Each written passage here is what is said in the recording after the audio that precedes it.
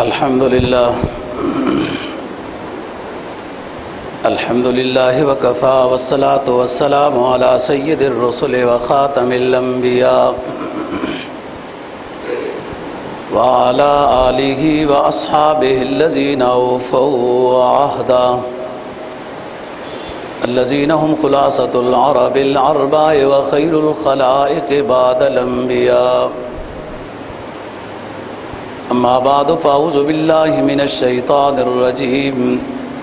بسم الله الرحمن الرحيم. قل تعالوا ندعو أبناءنا وأبناءكم ونساءنا ونساءكم وأنفسنا وأنفسكم ثم نبتهل فنجعل لعنة الله على الكاذبين. قال النبي صلى الله عليه وسلم يا علي طوبى لمن أحبك وصدق فيك ويل لمن أبغضك وكذب فيك.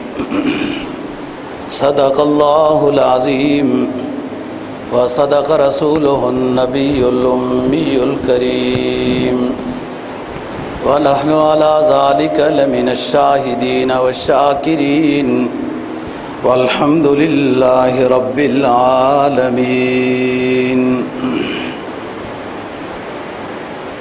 تیسرا پارہ سورہ آل عمران کی آیت نمبر 61 تلاوت کی ہے، اور جناب نبی پاک صلی اللہ علیہ وسلم کا ایک فرمان تلاوت کیا ہے جس کو مستدرک حاکم نے روایت کیا ہے. اس آیت کریمہ میں مباہلہ کا ذکر ہے. فمن حاجک فیہ من بعد ما جاءک من العلم فقل تعالوا ندعو ابناءنا وابناءکم ونساءنا ونساءکم وانفسنا وانفسکم. اے نبی، حق ظاہر ہونے کے بعد بھی لوگ آپ سے جھگڑا کرتے ہیں، نہیں مانتے، بحث مباحثہ کرتے ہیں، تو آپ فرما دیجئے کہ تم بھی اپنے بچوں کو لے آؤ، میں بھی لے آتا ہوں، تم بھی اپنی عورتوں کو لے آؤ، میں بھی لے آتا ہوں، میں بھی حاضر ہو جاتا ہوں، تم بھی حاضر ہو جاؤ، اور مباہلہ کرتے ہیں. جو حق پر ہے یوں دعا کریں گے، جو حق پر ہے اللہ اس کو کامیابی دے، اور جو جھوٹا اور باطل ہے اللہ اس کو تباہ کرے. یہ مباہلہ ہے. جناب نبی پاک صلی اللہ علیہ وسلم کا جو فرمان تلاوت کیا ہے، آپ نے حضرت علی رضی اللہ تعالیٰ عنہ کو فرمایا کہ اے علی، خوشخبری ان لوگوں کے لیے ہے کہ جو آپ سے محبت کریں گے اور آپ کے بارے میں سچی باتیں کریں گے، اور ہلاکت ان لوگوں کے لیے ہے جو آپ سے بغض رکھیں گے اور آپ کے بارے میں جھوٹی باتیں کریں گے.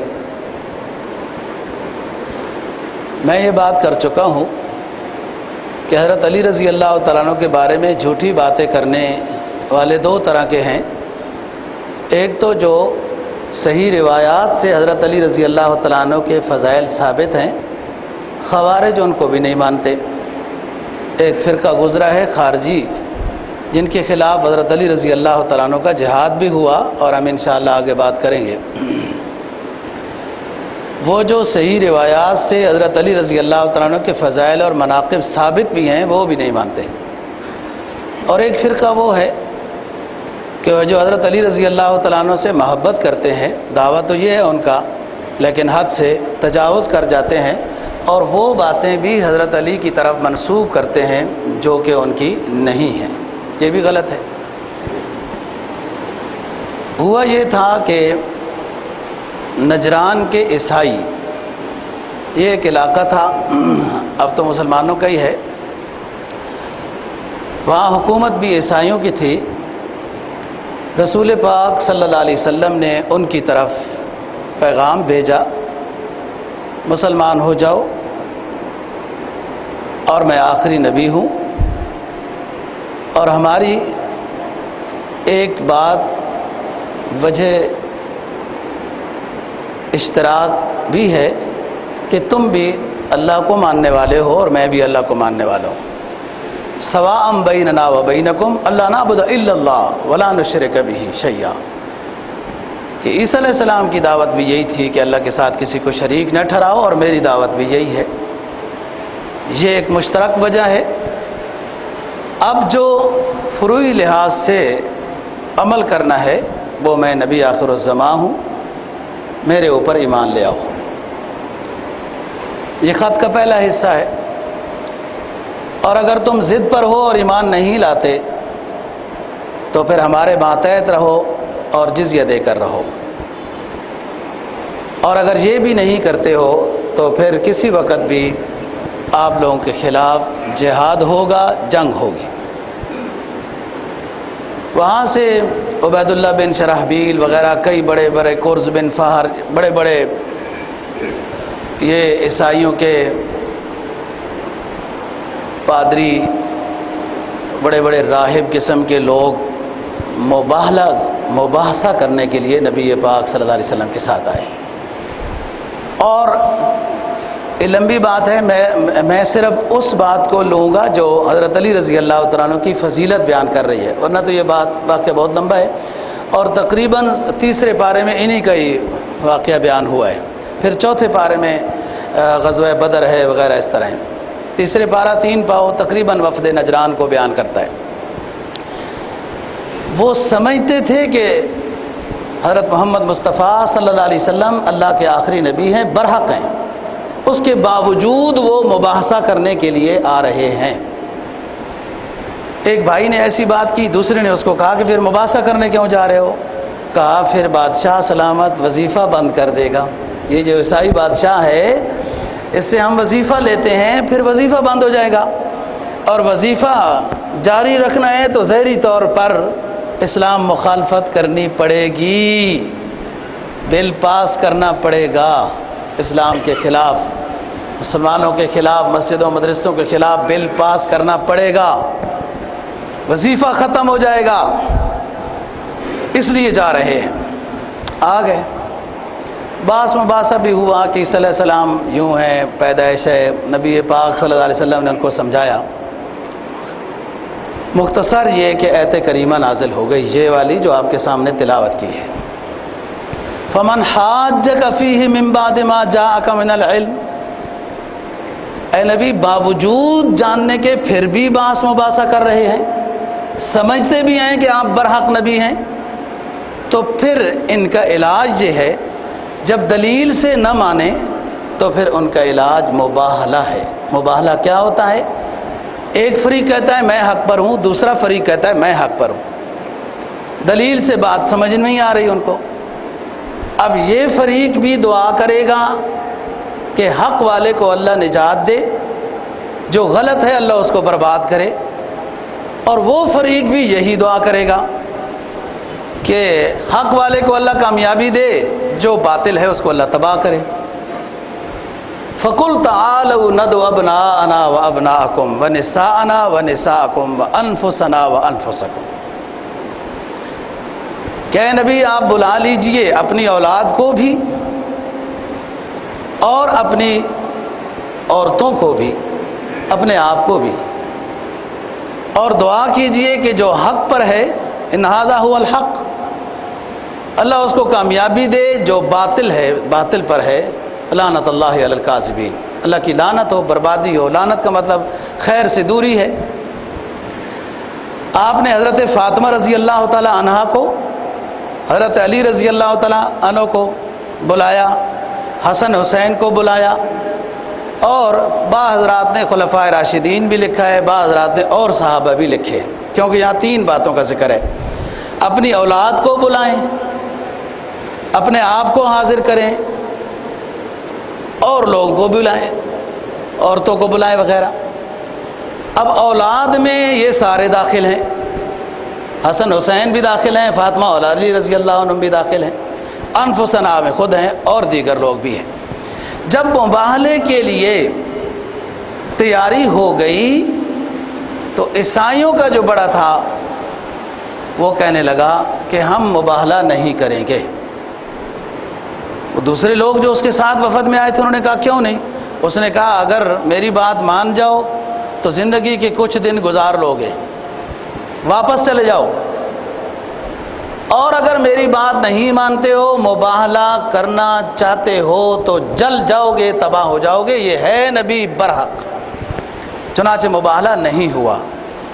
جو محل استشہاد ہے، جو بطور دلیل کہ میں نے اس عہد سے بات لینی ہے، وہ یہ کہ حضرت رسول پاک صلی اللہ علیہ وسلم کو حکم ہوا کہ اپنے بچوں کو، اپنے آپ کو، اپنی بیگموں کو بلا لیں اور آپ بد دعا کریں ان کے خلاف۔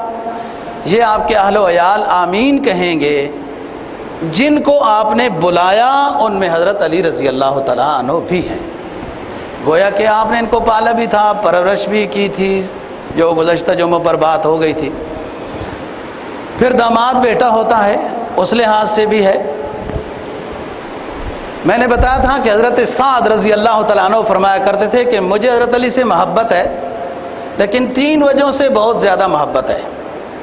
ایک یہ وجہ کہ جب آپ غزوہ تبوک پر تشریف لے گئے تو حضرت رسول پاک صلی اللہ علیہ وسلم نے حضرت علی کو اپنا جانشین بنایا، اور دوسری وجہ یہ کہ جب خیبر کے بارے میں فتح کی آپ نے بشارت دی اور فرمایا کہ صبح ہم اس کو جھنڈا دیں گے جس سے اللہ رسول راضی ہے، اللہ رسول اس سے راضی ہے، وہ اللہ رسول سے راضی ہے، تو حضرت علی رضی اللہ تعالیٰ عنہ کو آپ نے جھنڈا دیا اور وہ علاقہ اور وہ قلعہ قموس فتح بھی ہوا۔ تیسری اس وجہ سے میں حضرت علی رضی اللہ تعالیٰ عنہ سے محبت کرتا ہوں کہ جب آپ نے وفد نجران کے خلاف مباہلہ کرنا چاہا اور اللہ نے حکم دیا کہ اپنے اہل و عیال کو بلا لیں، تو آپ صلی اللہ علیہ وسلم نے حضرت علی رضی اللہ تعالیٰ عنہ کو بھی بلایا۔ اس سے بھی ان کی فضیلت ثابت ہوتی ہے۔ حضرت علی رضی اللہ تعالیٰ عنہ میں نے بتایا جلیل القدر شخص ہیں، شجاعت میں بھی آگے آگے ہیں، علمی میدان میں بھی آگے آگے ہیں۔ نبی پاک صلی اللہ علیہ وسلم کے ان کو بہت دعائیں نصیب ہیں، اور ایک والہانہ محبت حضرت رسول پاک صلی اللہ علیہ وسلم کی حضرت علی کے ساتھ تھی۔ میں کئی دفعہ درس میں یہ بات بتا چکا ہوں کہ رسول پاک صلی اللہ علیہ وسلم نے سینہ بہت کم لوگوں سے ملایا ہے۔ مصافحہ ہوا یا آئے لوگ اور مجلس میں سلام کر کے بیٹھ گئے، موقع محل ایسا تھا کہ مصافحہ نہیں صحیح تھا تو بیٹھ گئے، یہی سنت طریقہ ہے۔ سینہ جن حضرات سے ملایا ہے آپ نے وہ بہت کم صحابہ رضی اللہ عنہ میں، ان میں سے ایک حضرت علی رضی اللہ تعالیٰ عنہ ہے جن سے سینہ ملایا گیا۔ اور امام ترمذی نے جو بات نقل کی ہے کہ انا دار الحکمت وعلی بابھا، یا انا دار العلم وعلی بابھا، دونوں روایات ہیں کہ جو علم کا گھرانہ ہے وہ گھر میں ہوں اور اس کا دروازہ حضرت علی رضی اللہ تعالیٰ عنہ ہے۔ بہت سارے پیچیدہ مسائل میں حضرت علی رضی اللہ تعالیٰ عنہ کو اللہ نے وہ صلاحیت عطا کی تھی کہ وہ بہت تھوڑے سے ہی ٹائم میں اس کو وہ حل کر لیتے تھے۔ خطابت میں بھی وہ کمال درجہ رکھتے تھے۔ یہی وجہ ہے کہ یمن کے کچھ لوگ بگڑنے لگے تو خالد بن ولید کو آپ نے بھیجا رضی اللہ عنہ، ان سے بات نہ پن پائی، جو 6 مہینے وہاں تبلیغ کرتے رہے، اور حضرت علی رضی اللہ تعالیٰ عنہ کی واعظ و نصیحت جو چند دن تھی وہ لوگ سارے صحیح ہو گئے، تابع ہو گئے وغیرہ وغیرہ۔ اور یہی وہ بات ہے کہ جب آپ حجۃ الوداع میں جا رہے ہیں تو حضرت علی رضی اللہ تعالیٰ عنہ کو بھی پیغام بھیجا کہ آپ وہاں سے اونٹ بھی لے آئیں اور جو لوگ حج کے لیے آنا چاہیں ساتھ آ جائیں۔ آپ کے پاس کچھ جو تھوڑا بہت کہیں مارکا ہوا یا کہیں ہدیہ ملا یا کہیں مال غنیمت، وہ مال و متاع بھی حضرت علی رضی اللہ تعالیٰ عنہ کے ساتھ تھا۔ خیال سے سمجھنی ہے بات۔ یمن میں واعظ و نصیحت کے لیے گئے ہیں اور یہاں سے حکم ہوا کہ ہم حجۃ الوداع میں جا رہے ہیں، حج کرنے جا رہے ہیں، اور آپ ادھر سے ہی حج پر آ جائیں، اپنے ساتھ مسلمانوں کو بھی لیں، اونٹ بھی جتنے زیادہ سے زیادہ ہو سکیں۔ ادھر بھی رسول پاک صلی اللہ علیہ وسلم نے اونٹ اپنے ساتھ لیے تھے، اور جو لوگ حج کرنے کے لیے آپ کے ساتھ آئیں وہ حج بھی کے ساتھ، تو کچھ ان کے پاس مال و متاع بھی تھا، کچھ کپڑے وغیرہ، کچھ ایسی چیزیں۔ آپ نے حجۃ الوداع میں جو 100 اونٹ ذبح کیے ہیں ان میں اکثر اونٹ حضرت علی رضی اللہ تعالیٰ عنہ یمن سے لے کے گئے تھے. اور اگلی بات بھی حضرت علی رضی اللہ تعالیٰ عنہ کے لیے بہت بڑی فضیلت کی ہے کہ آپ نے 63 اونٹوں کو ذبح کیا. نبی کو 100 پہلوانوں سے زیادہ طاقت عطا کی جاتی ہے. ایسا نہیں ہے بکرا ذبح کرنے کے بعد تو ہم تھک جاتے ہیں, کھال اتار کے تو بس فارغ ہو گئی جوانی اور طاقت. اس میں کوئی بات تھی واللہ عالم کیا حکمت تھی. اور اونٹ ان کو پکڑنا, ان کو باندھنا, ان کو رسی کرنا, وہ کرنا کوئی ضرورت نہیں تھی. وہ خود لین کے اوپر آ رہے تھے آپ کے سامنے اور آپ ان کو خنجر مار رہے تھے اور جیسے وہ نیچے ہوتا تو ذبح کر رہے تھے. 63 کے بعد آپ نے خنجر اور چھری حضرت علی رضی اللہ تعالیٰ عنہ کو دے دی کہ آپ آگے آپ ذبح کریں. جو میں بات بتانا چاہتا ہوں اور بڑی مشہور بات ہے اور اس کو ہر کوئی رخ اپنی مرضی سے دیتا رہتا ہے. حضرت علی نے ایک امیر بنایا, بھائی ہم اب حج کریں گے وغیرہ اور واپس ہوں گے اور یہ سامان کی آپ نے حفاظت کرنی ہے. ہم حضرت رسول پاک صلی اللہ علیہ وسلم کو یہ سامان پیش کریں گے, اس کے بعد آپ کی جو مرضی ہوئی جیسے تقسیم کرنا ہوا وہ کر لیا جائے گا. حج ہو گیا. حضرت علی رضی اللہ تعالیٰ نے دیکھا کہ لوگوں نے کچھ لباس پہن لیا اور یہ وہی لباس ہے کہ جو ہم لے کر آئے تھے یمن سے. میں نے منع کیا تھا کہ ایسا کیوں ہوا. بعض نے کچھ اور باتیں بھی لکھی ہیں. حضرت علی نے وہ واپس کرا دیا سارا کہ ہم نبی پاک صلی اللہ علیہ وسلم کو یہ چیز دیں گے اور اس کے بعد یہ ہوگا کہ آپ جس کو بھی دیں. اس پر کچھ ساتھی ناراض ہوئے, کچھ انصاری ساتھی تھے, کچھ اس طرح کہ ایسا کیوں ہوا. اور حج کے بعد نبی پاک صلی اللہ علیہ وسلم کے سامنے 3-4 بندوں نے ایک ہی مجلس میں کھڑے ہو کر حضرت علی رضی اللہ تعالیٰ عنہ کے خلاف شکایات لگائیں. ایک نے بھی اس طرح کی بات کی جو میں نہیں کرنا چاہتا. بہرحال شکایت میں وہ سب کچھ آ جاتا ہے. جب ایک نے کی, دوسرے نے کی, تیسرے نے کی, جب آپ نے کوئی توجہ نہیں دی کہ کہانی ساری آپ کو معلوم ہو چکی تھی کہ انہوں نے خود اپنی مرضی سے مال تقسیم کر لیا تھا. حضرت علی نے وہ واپس لے لیا کہ جناب نبی پاک صلی اللہ علیہ وسلم تقسیم کریں گے. پہلے میں نے آپ کو سمجھایا تھا کہ ہم نہیں تقسیم کریں گے. ساری کہانی آپ کو معلوم تھی. لیکن چوتھے نے جب شکایت لگائی تو آپ نے کہا کہ رک جاؤ, یہیں ٹھہر جاؤ. یہ جگہ ہے جس کو غدیر خم کہتے ہیں. آپ حضرات نے تاریخ میں یا ادھر ادھر تقریروں وغیرہ میں یہ لفظ سنا ہوگا. واقعہ غدیر خم یہ ایک جگہ کا نام ہے. یہ مکہ اور مدینہ کے درمیان میں ایک جگہ ہے. یہاں سے قافلے جدا ہوتے ہیں. مدینہ والے اس سائیڈ میں آتے ہیں, ہند والے, عراق والے دوسری سائیڈ میں جاتے ہیں. یہ ایک چوک ہے. آپ نے سب لوگوں کو جمع کیا, بٹھا دیا. اب یہاں سے لوگوں نے جدا بھی ہونا ہے, اپنے اپنے راستوں کی طرف جانا ہے. آپ نے اس وقت یہ جملہ ارشاد فرمایا کہ کیا آپ حضرت علی رضی اللہ تعالیٰ عنہ کے بارے میں باتیں کر رہے ہو, چمے گوئیاں کر رہے ہو, فلان کر رہے ہو. بس جو بات انہوں نے کر دی وہ علاقے اس وقت کے لحاظ سے اس قافلے کے امیر تھے. انہوں نے تمہیں منع کیا کہ اپنی مرضی سے سامان تقسیم نہ کرنا. تم نے تقسیم کر دیا, اس نے سامان واپس لیا, دوبارہ میرے پاس آ گیا, تقسیم ہو جائے گا. اب یہ فضول باتیں حضرت علی رضی اللہ تعالیٰ عنہ کی مخالفت میں نہ کرو ورنہ ہلاک ہو جاؤ گے. اس وقت آپ نے یہ جملہ ارشاد فرمایا, من کنت مولاہ فعلی مولاہ. جو مجھے محبوب رکھتا ہے اسے چاہیے کہ حضرت علی کو بھی اپنا محبوب سمجھے.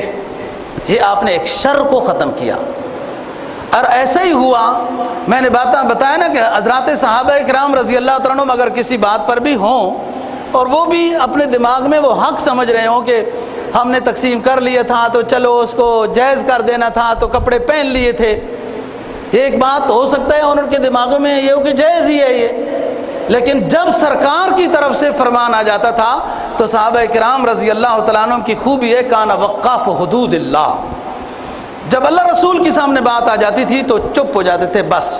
اس کے بعد پھر حضرت علی رضی اللہ تعالیٰ عنہ کے بارے میں کسی نے کوئی چمے گوئیاں, کوئی بات, کوئی ایسے جو ہوتا ہے ایسی نہیں کی. جب آپ نے یہ فرمایا کہ جو شخص مجھے اپنا محبوب سمجھتا ہے اس کے لیے لازم ہے کہ حضرت علی رضی اللہ تعالیٰ عنہ کو بھی اپنا محبوب سمجھے. من کنت مولا فعلی مولا ہو، یہ جملہ آپ نے بہت سنا ہوگا. یہ غدیر خم ہے، یہ اس کی حقیقت ہے. اور اس کے بعد یہ مسئلہ، یہ چیز وغیرہ ساری ختم ہو گئی. بات یہ ہے کہ ساتھیوں میں کوئی بات ہو جاتی ہے اور جب بڑا سمجھاتا ہے بات سمجھ میں آ جاتی ہے. اب حضرت عمر فاروق رضی اللہ تعالیٰ عنہ کے بارے میں ہے، خلافت کے زمانے میں کسی بات پر غصہ آ گیا تو مشہور تھے حضرت عمر فاروق رضی اللہ تعالیٰ عنہ کی عادت یہ مشہور تھی کہ جب ان کو تیز غصہ آیا ہوا ہو تو جلال آ جاتا ہے، آنکھیں سرخ ہو جاتی ہیں. تو کوئی بندہ امیر المؤمنین عمر فاروق کے سامنے قرآن مجید کی کوئی آیت اونچی تلاوت کر لے تو حضرت عمر فاروق رضی اللہ تعالیٰ عنہ کا غصہ مزبحل ہو جاتا تھا، ختم ہو جاتا تھا، بس اپنی حالت پر آ جاتے تھے. یہ ان کی شان تھی. تو حضرت علی رضی اللہ تعالیٰ عنہ کی بہت فضیلت ہے. نبی پاک صلی اللہ علیہ وسلم اپنے وعظ و نصیحت میں فرمایا کرتے تھے کہ میدان حشر میں اور جنت میں سب سے پہلے مجھے جو ملے گا وہ ہوگا جس نے سب سے پہلے مجھ پر ایمان لایا ہے. ان میں سے حضرت علی رضی اللہ تعالیٰ عنہ بھی ہیں، جیسے ابو بکر ہیں، حضرت خدیجہ ہیں، زید ہیں. پہلے ایمان لانے والوں میں انہی میں سے 10 یا 12 سال میں حضرت علی رضی اللہ تعالیٰ عنہ ایمان لاتے ہیں. تو ان میں سے یہ بھی پہلے شخص ہیں. حضرت علی رضی اللہ تعالیٰ عنہ کوفہ میں منتقل ہو گئے تھے، جبکہ بعض ساتھیوں نے سمجھایا تھا لیکن ان کی مرضی تھی. یہ عربی جو گرامر ہیں، عربی گرامر کے موجد حضرت علی رضی اللہ تعالیٰ عنہ ہیں.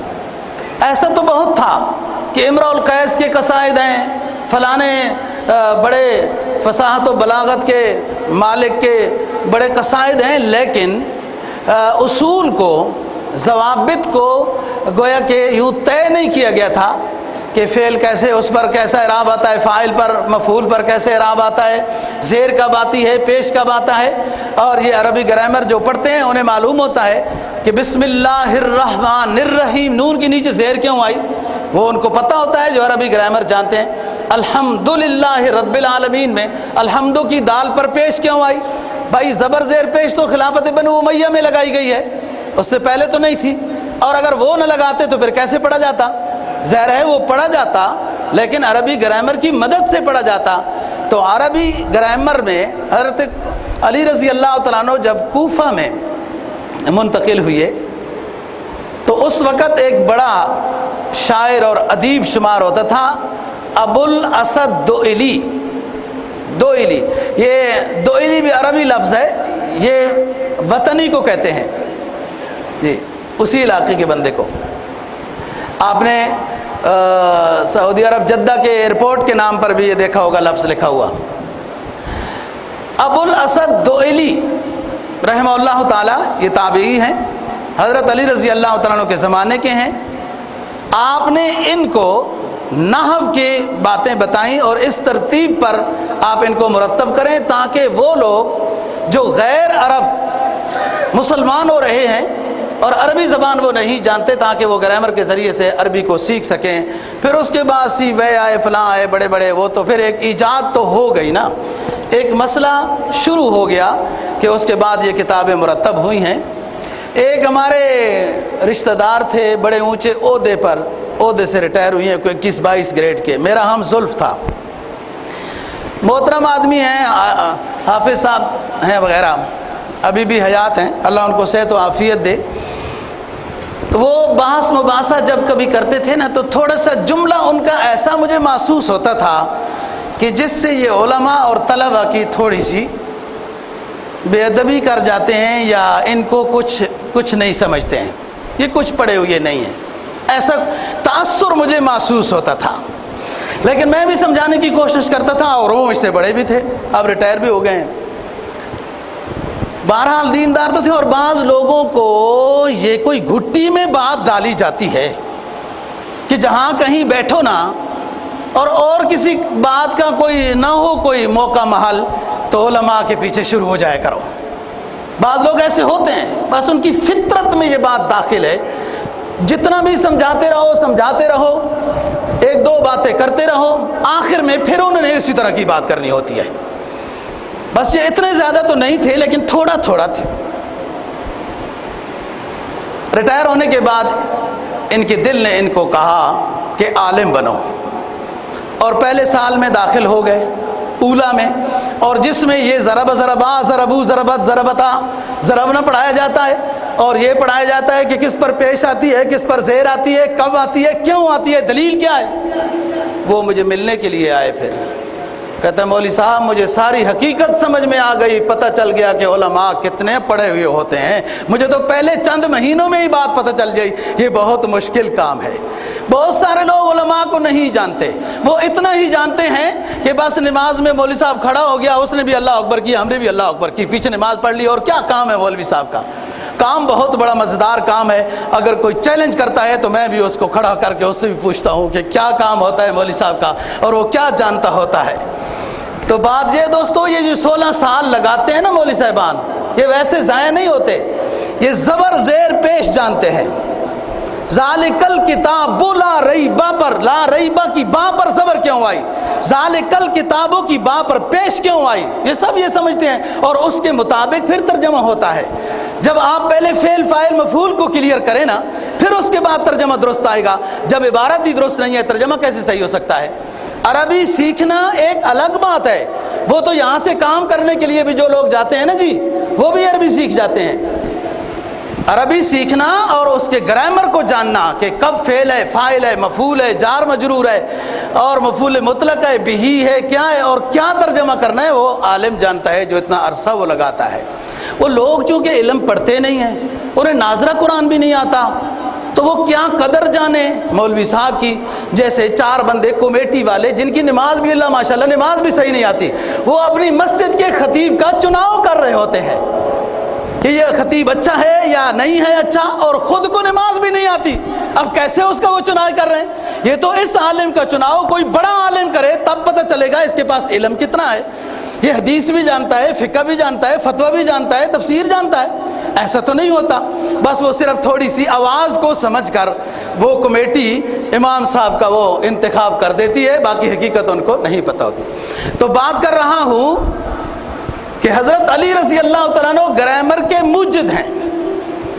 انہوں نے ابو الاسد دؤلی رحمہ اللہ تعالیٰ کو یہ بات کہی فرمائی، اور انہوں نے یہ نحو کے قانون ایجاد کیے، اور پھر اس کے بعد یہ آہستہ آہستہ ظاہر ہے اب دنیا یہاں تک آئی، یہاں بھی لوگ عربی جانتے ہیں تو وہ گرامر کی مدد سے جانتے ہیں۔ عربی زبان سیکھنا الگ پہلو ہے، اور اس کو گرامر کے ساتھ منطبق کر کے قرآن اور حدیث کے ترجمہ کرنا، اس کو سمجھنا، یہ الگ مسئلہ ہے، اور یہ مجاہدے کے بعد آتا ہے، بڑی مدت کے بعد۔ ہزاروں سال نرگس اپنی بے نوری پہ روتی رہی، بڑی مدت کے بعد کہنا چاہیے، بڑی مشکل سے تو نہیں کہنا چاہیے، کہ بڑی مدت کے بعد پیدا ہوتا ہے، کہ وہ بڑی مشکل نہیں ہے، تھوڑا سا ٹائم لگتا ہے، مجاہدہ ہوتا ہے، اللہ قرآن اور حدیث کے دروازے سیکھنے اور سکھانے کے پھر کھول دیتا ہے، اور سیکھنا چاہیے۔ نبی پاک صلی اللہ علیہ وسلم حضرت علی رضی اللہ تعالیٰ عنہ کے بارے میں فرماتے ہیں کہ اے علی، آپ کو اللہ نے کچھ خصوصیات عطا کر رکھی ہیں جو اور لوگوں کو کم دی ہیں۔ ان میں سے ایک خصوصیت یہ ہے کہ آپ زاہدانہ صفت کے مالک ہوں گے، اور ہمیشہ آپ کی یہی حالت ہوگی، زاہد، نہ دنیا کا آپ سے تعلق، نہ آپ کا دنیا سے تعلق ہوگا۔ یہی بات رہی حضرت علی رضی اللہ تعالیٰ عنہ کہ بس کچھ آیا بھی تو تقسیم کر دیا۔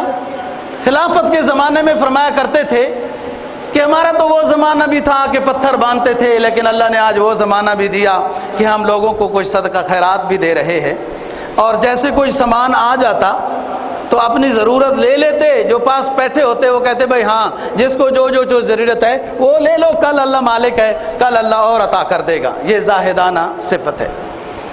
اسی زاہدانہ صفت کی وجہ سے ہی حضرت علی رضی اللہ تعالیٰ عنہ کو دیکھو نا، نبی پاک صلی اللہ علیہ وسلم کے دنیا سے جانے کے بعد 2 سال حضرت ابو بکر کے ملے، پھر اس کے بعد 10 سال حضرت عمر فاروق رضی اللہ تعالیٰ عنہ کے زمانے کے ملے، پھر اس کے بعد 12 سال حضرت عثمان غنی رضی اللہ تعالیٰ عنہ کے زمانے کے ملے۔ اس دورانیے میں ان حضرات کے مشیر رہے، علمی فائدہ ان خلفائے ثلاثہ کو دیتے رہے۔ مزید یہ کہ اس دوران میں یہ علمی لین میں زیادہ مصروف رہے، اور حضرت عمر فاروق رضی اللہ تعالیٰ عنہ کے زمانے میں چونکہ قاضی بھی تھے تو اس لحاظ سے پھر قاضی کو بھی مطالعہ کرنا پڑتا ہے۔ اور جو تصوف کا نظام ہے، حضرت حسن بصری رحمہ اللہ تعالی امہات المؤمنین ام سلمہ رضی اللہ تعالی عنہ کے پردہ ہے۔ یہ ام سلمہ جو امہات المؤمنین رسول پاک صلی اللہ علیہ وسلم کی زوجہ مطہرہ ہیں، انہوں نے حضرت حسن بصری رحمہ اللہ تعالیٰ کو پالا ہے۔ یہ اسی وجہ سے اجلہ تابعین میں سے ہیں، بہت بڑے صوفیاء ہیں، صوفیاء میں سے ہیں۔ انہوں نے حضرت علی رضی اللہ تعالیٰ عنہ سے بیعت لی ہے۔ وہ جو سلسلے نقشبندیہ، سروردیہ، چشتیہ وغیرہ، وہ حسن بصری رحمہ اللہ تعالیٰ سے جا کے ملتے ہیں، اور حضرت حسن بصری بیعت ہوئے ہیں حضرت علی رضی اللہ تعالیٰ عنہ سے۔ تو چونکہ آپ کو 10 سال، 12 سال، 2 سال، تقریباً 24 سال، اور 12 سال عثمان کے، 10 سال وہ حضرت عمر کے، 22 اور 2 سال حضرت ابوبکر کے، 24 سال ان کو اسی مصروفیت میں رہے۔ تو آپ کے طرف سے جو بیعت کا سلسلہ تھا، وہ سلسلہ بیعت زیادہ سے زیادہ پھیلا حضرت علی رضی اللہ تعالیٰ عنہ سے۔ تو زاہدانہ صفت نمبر 2، اے علی آپ کے اندر خصوصیت ہوگی کہ آپ مساکین سے محبت کریں گے، آپ مساکین کے پیشوا ہوں گے، مسکین آپ کے پیروکار ہوں گے۔ یہی حالت رہی۔ 2 روٹیاں تھیں، اگر کوئی مانگنے والا آ گیا تو دونوں دے دی ہیں کہ چلو ہم اللہ کے نام پہ افطاری کر لیں گے، اور یوں بہت واقعات ہیں حضرت علی رضی اللہ تعالیٰ عنہ۔ اور اسی زاہدانہ اور فقیرانہ صفت میں رہے۔ تیسری صفت، تیسری خصوصیت، حضرت علی رضی اللہ تعالیٰ عنہ کے بارے میں فرمایا کہ 2 گروہ ہلاک ہوں گے، ایک آپ سے بغض رکھنے والا جو میں نے بتایا خوارج کا گروہ، اور دوسرا گروہ کہ آپ سے محبت میں حد سے تجاوز کر جائے گا۔ جو حدود میں محبت کرے گا اور آپ کے بارے میں سچائی بیان کرے گا وہ مومن ہوگا، اور جو بغض رکھے گا وہ منافق ہے اور ہلاکت کی طرف وہ چلا جائے گا۔ حضرت علی رضی اللہ تعالیٰ عنہ کے اس زمانے میں ہی کچھ تو ایک کثیر تعداد اعتدال والی تھی، لیکن اس زمانے میں بھی کچھ حد سے تجاوز کرنے والے لوگ تھے، باوجود سمجھانے کے وہ نہیں سمجھتے تھے اور محبت میں افراط کے شکار تھے۔ اور ایک گروہ وہ تھا جو تفرید کا شکار، جس کو خوارج کہتے ہیں، جو حضرت علی رضی اللہ تعالیٰ عنہ علیہ باللہ صحیح نہیں سمجھتے تھے، اور اسی وجہ سے ان کے خلاف جہاد بھی ہوا وغیرہ، ہم اگلے جمعوں میں بات کریں گے۔ صلح حدیبیہ ہوئی، اس میں حضرت علی رضی اللہ تعالیٰ عنہ کی خاص بات ہے کہ لکھا گیا کہ یہ صلح محمد الرسول اللہ صلی اللہ علیہ وسلم کی طرف سے عظمائے اہل مکہ کے ساتھ طے پا رہی ہے۔ مکہ والوں نے کہا کہ اگر محمد الرسول اللہ صلی اللہ علیہ وسلم اگر ہم مانیں تو تنازع ہی نہیں ہے، جھگڑا ہی نہیں ہے، ہم تو اللہ کا رسول نہیں مانتے، لہٰذا آپ لفظ رسول اللہ یہاں ہٹا دیں، محمد بن عبداللہ لکھ دیں۔ حضرت علی لکھ رہے تھے یہ صلح نامہ، حضرت علی رضی اللہ تعالیٰ عنہ لکھ رہے تھے۔ حضرت علی کو آپ نے فرمایا کہ مٹا دو، کوئی بات نہیں، جب ان کو ہم سمجھ آ جائیں گے پھر یہ خود ہی رسول اللہ لکھیں گے، مٹا دو۔ حضرت علی نے کہا حضور میں، آپ ناراض نہ ہو، میں نہیں مٹا سکتا، میرے اندر یہ ہمت نہیں کہ میں مٹا لوں۔ یہ ادب تھا ان کا، اور یہ خصوصیت بھی سمجھ لیں کہ ظاہری طور پر بھی لفظ مٹانا انہوں نے گوارا نہیں کیا۔ آپ نے پھر خود قلم لیا اور معجزانہ طور پر اللہ نے آپ کو لکھنے کی صلاحیت عطا کر دی ہے۔ چند لائنیں آپ نے خود لکھی ہیں، محمد بن عبداللہ وغیرہ، اور آگے ہمارے درمیان یہ صلح طے ہو رہی کہ اگلے سال عمرہ کریں گے۔ پھر اس کے بعد آپ نے فرمایا کہ چلو علی آگے لکھو کیا کیا لوگ شریک ہیں۔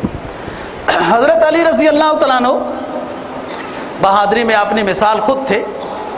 اور ایک جملہ اکثر جب تلوار کو لہراتے ہوئے جنگ میں اترتے تھے ایک جملہ اکثر پڑھتے تھے، ویسے تو کئی اشعار بھی پڑھے جو میں نے آپ کو کئی دفعہ بتائے. فرماتے تھے شہ الحق شہ اللیل وکأنی جنا، رات آنے والی ہے لگتا یوں ہے کہ باغوں کے پھل پک چکے ہیں اور اللہ کے رسول نے علی کو بھیجا ہے باغوں کے پھل توڑ دو،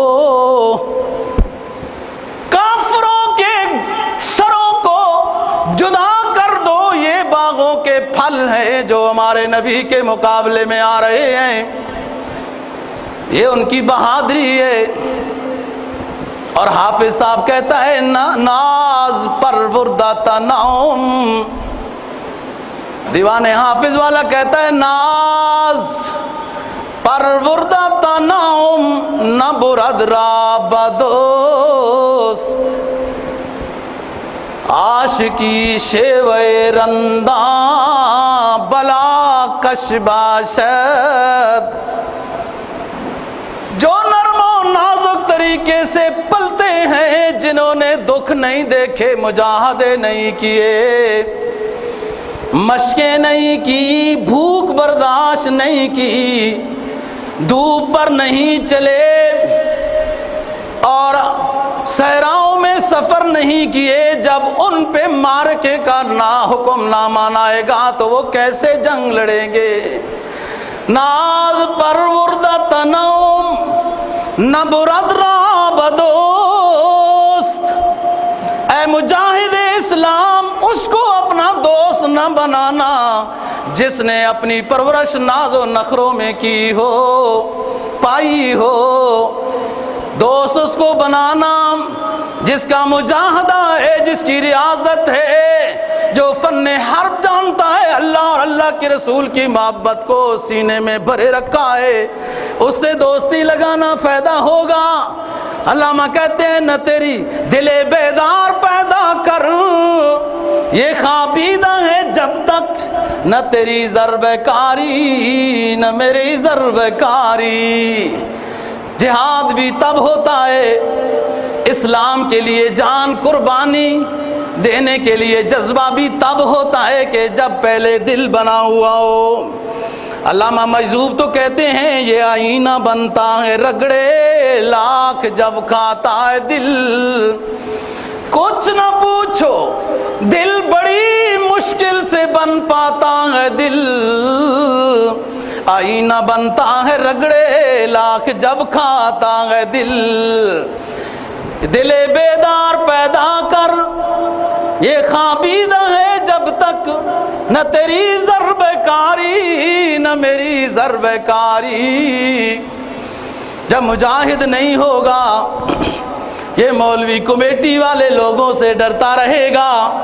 میرے سامنے ایسا قصہ آیا، ایک مولانا صاحب نے داڑھی کے متعلق بات کی، اس کو عصر کی نماز میں لوگوں نے کمیٹی والوں نے نکال دیا. کیوں؟ اس لیے نکالا کہ کمیٹی کے صدر صاحب کی داڑھی نہیں تھی. لگتا یہ ہے کہ مولوی صاحب نے صدر کمیٹی کے خلاف بات کی ہوگی. کیسے کیسے لوگ مسلمان دنیا میں پڑے ہوئے ہیں.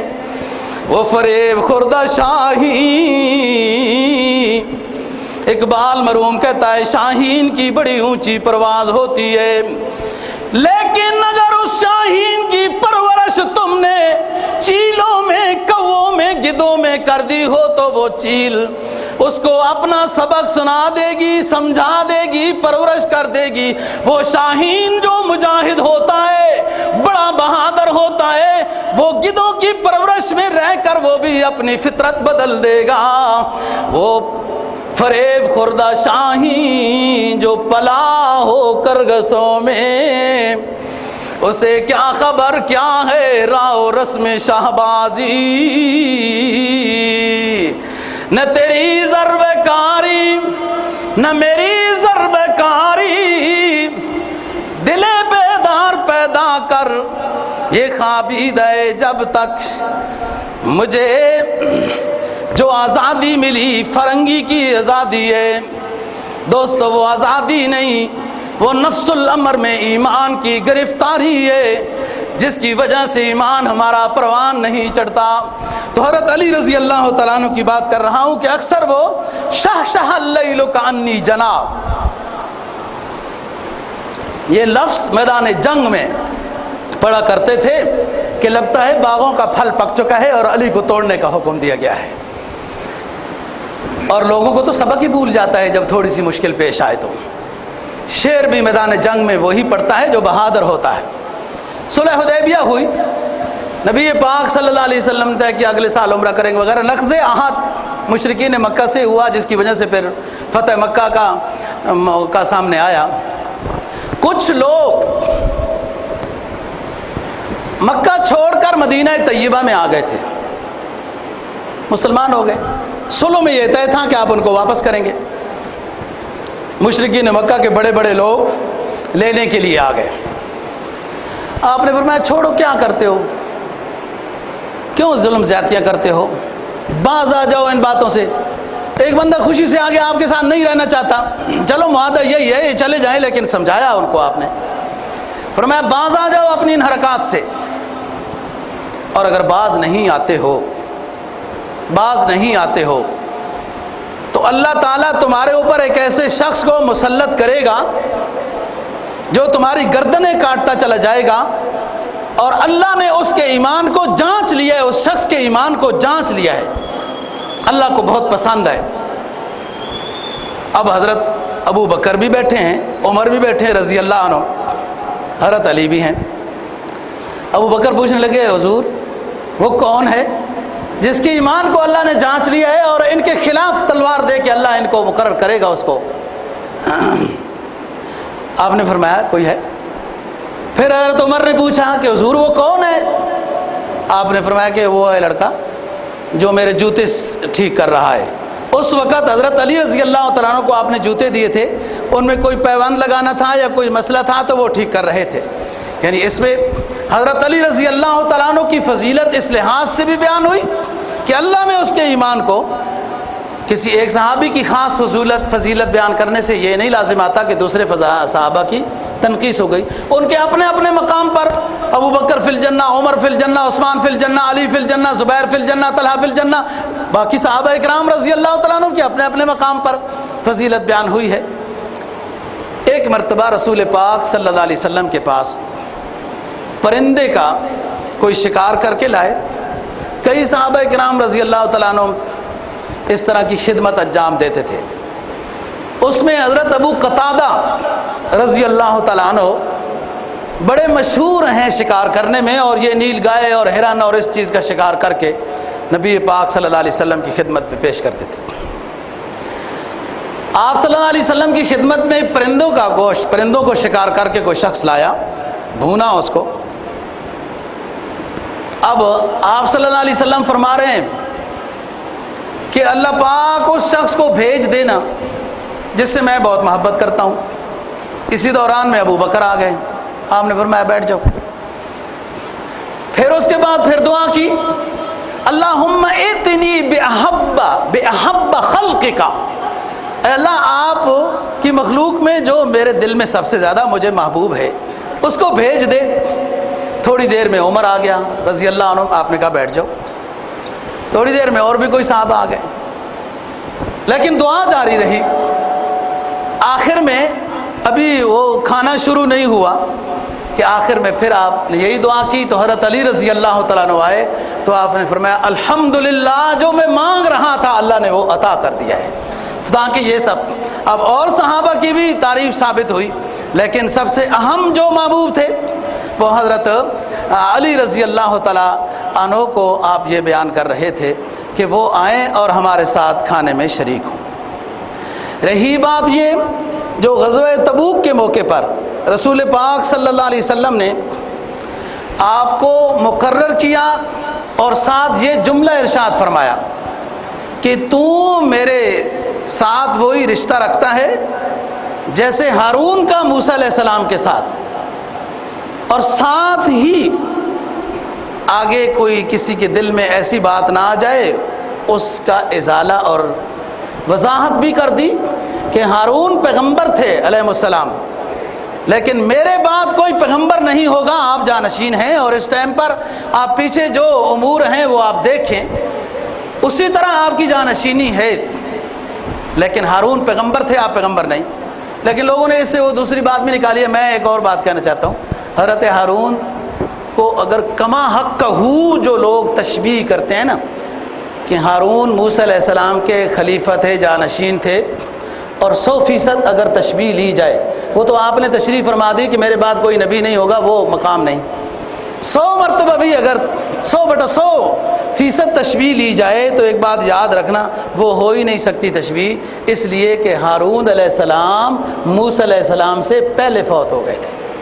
ہارون علیہ السلام موسیٰ علیہ السلام سے پہلے فوت ہو گئے تھے، آپ اس سے تشبیہ لے ہی نہیں سکتے کہ وہ والی بات ہے۔ اور اس بات کا جواب بھی دے چکا ہوں جو یہ سمجھتے ہیں کہ حضرت علی رضی اللہ تعالیٰ عنہ کا حق خلافت تھی۔ حضرت علی رضی اللہ تعالیٰ عنہ تینوں خلفاء کے زمانے میں اہم عہدے پر فائز تھے، اور آپ کے علم سے، آپ کے تقوی سے، آپ کی صلاحیتوں سے ابو بکر نے، عمر نے، عثمان نے، سب نے فائدہ اٹھایا، اور یہی وجہ ہے کہ آپ کو قاضی کے عہدے پر، مفتی کے عہدے پر، ان عہدوں کے اوپر حضرت علی رضی اللہ تعالیٰ عنہ کو ان حضرات نے مقرر کیا۔ اور مزید یہ کہ آپس میں اتنے کلوز رشتے ہیں جو گزشتہ جمعوں پر ایک تاریخی حوالے سے میں بتا چکا ہوں۔ اللہ تعالیٰ دوستو ہمیں ان نیک لوگوں کے نقش قدم پر چلنے کی توفیق نصیب فرمائے۔ تمام حضرات صحابہ، تمام آل بیت، تمام دین کی خدمت جو اولیاء مجتہدین گزرے ہیں، اللہ تعالی ہم سب کو ان کی عقیدت نصیب فرمائے، ان کے نقش قدم پر چلنے کی توفیق نصیب فرمائے۔ وآخر دعوانا